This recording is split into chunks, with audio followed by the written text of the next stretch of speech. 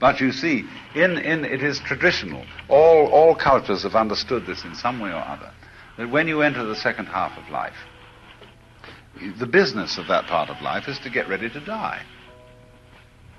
That sounds to us terrible, to prepare for death. It suggests preachers coming around and saying, "Are you ready to meet your Maker?" Ooh. And so, as a result of that, in our culture, death is a thing that is completely swept under the carpet. You go to hospital, and they don't tell you you're going to die. They pretend it's going to be all right. Don't worry. And all your friends and relatives come around when you're lying in bed with cancer on the end of a lot of tubes. And with a kind of weak smiles on their faces say, "Well, won't it be nice in 2 weeks from now when you're feeling better, we'll go down to the beach and this, that, and the other." And you know very well, deep down, even if you won't admit it, that things are pretty rough. Especially when they start talking like that.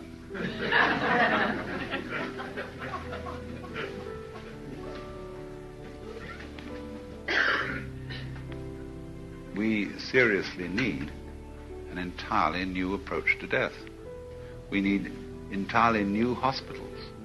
We need sanitaria for the dying, where dying is made into a work of art and a real achievement. Where when you are going to die, and it becomes fairly certain this is the end. I'm talking about this specifically because if you understand the last minute, then you can kick it back into that whole of the second half of life, which is a preparation for the last minute. But the thing is to understand the last minute first. Let's say we take an entirely different attitude to death.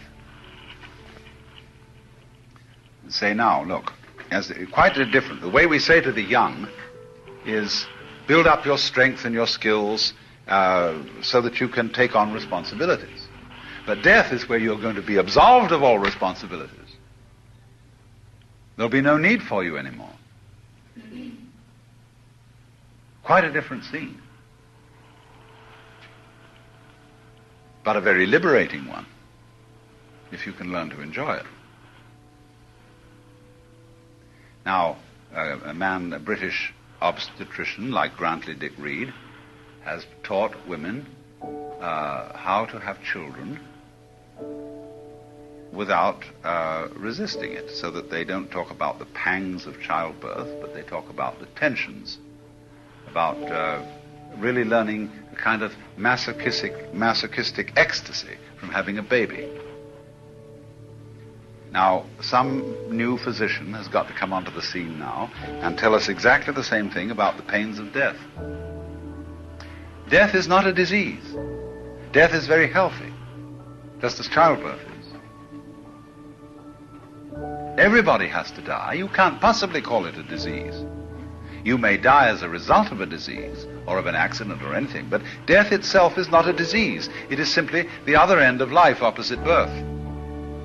And instead of regarding it as something to be put off and simply really disregarded, death is something for which one should train oneself as a very valuable experience. Because death is the automatic taking away of all your attempts to cling on to life. All that frightened clutch is simply going to be broken. Well, it's pretty rough to have it broken. Why don't you let go first? So in that case, then, when somebody is about to die, instead of the friends and relations coming around and consoling him and saying, you're going to be all right, they come around instead and say, wowee, this is the great moment for you, you know.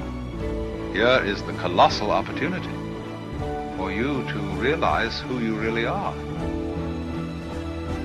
Because all that you thought you were is going to disappear. What do you suppose is going to be left? So you can have your choice in my ideal sanitarium for the dying, where you want to die.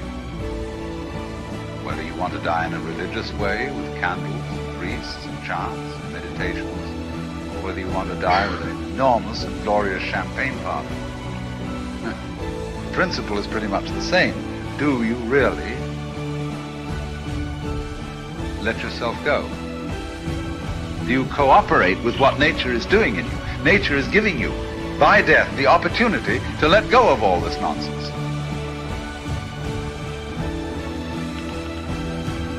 Now, when you've passed the middle point of life, you can see it coming. You begin to read the obituaries, and this friend and that friend has disappeared. And you know it's on the way. Now, instead of avoiding this, what about it? Because nature is in this fact assisting you to let go of yourself, making it easy, what is very difficult for the young. It's hard for the young to face death because they feel there's a timeliness about death. I'm too young to die. Cut off so soon, when there's so much promise, so much potentiality. It's very tough. But as we get older, nature helps us. We realize that, well, we've had it. Past the middle of life, every day is gravy. But you're being helped, you see, to this act of release. So as one of the Zen poets said, while living be a dead man thoroughly dead, and then whatever you do just as you will be right.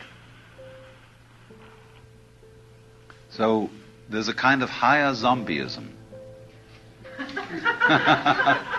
Those who are dead while alive, those who have given themselves up to death, and will therefore look forward to death as the great enlightenment, the great awakening. And this requires no hocus pocus, no beliefs in immortality that you can't really be convinced about. It's simply that it's even better for you if you have no beliefs in an afterlife, if you're willing to let the future go completely and abandon any future.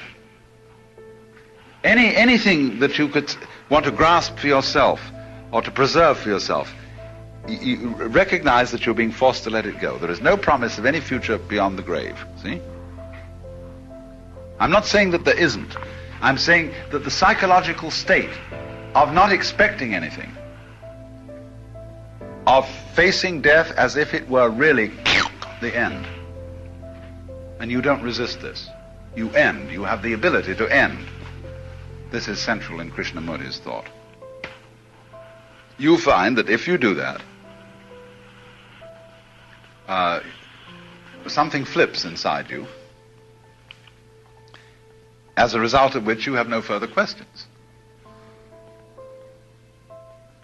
You will say to yourself, well, now for the first time I realize what life is, what it's all about.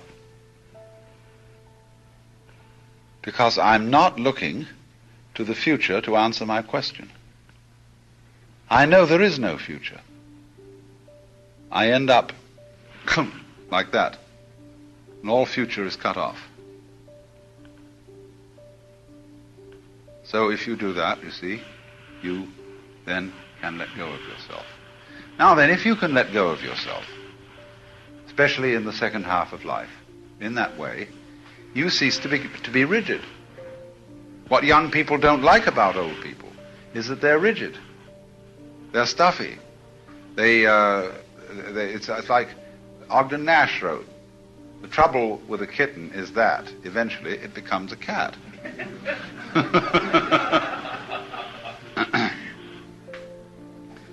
And one understands this to some extent. It's very hard for, let's say, a woman who was once very pretty and is now afflicted with rheumatism and what have you, pains all the time,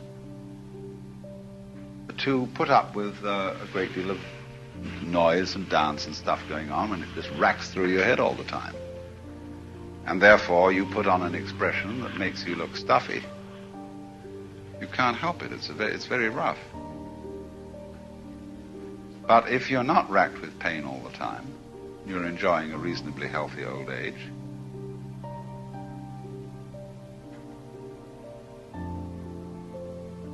Don't be on the defensive.